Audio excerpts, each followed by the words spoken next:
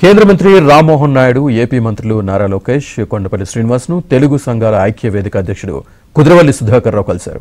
తిరుపతి ఎయిర్పోర్టును అంతర్జాతీయంగా విమానాశ్రయంగా తీర్చిదిద్ది కువైట్తో పాటు గల్ఫ్ దేశాలకు విమానాల రాకపోకలు ప్రారంభించాలని వినతిపత్రం సమర్పించారు.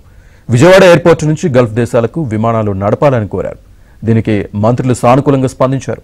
వీలైనంత త్వరగా విమాన సర్వీసులు ప్రారంభిస్తామని రామ్మోహన్ నాయుడు హామీ ఇచ్చారు.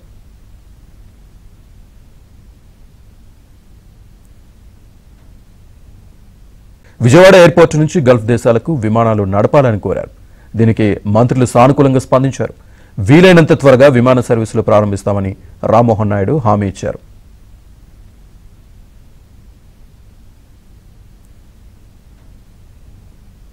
విజయవాడ ఎయిర్పోర్టు నుంచి గల్ఫ్ దేశాలకు విమానాలు నడపాలని కోరారు. దీనికి మంత్రులు సానుకూలంగా స్పందించారు. వీలైనంత త్వరగా విమాన సర్వీసులు ప్రారంభిస్తామని రామ్మోహన్ నాయుడు హామీ ఇచ్చారు.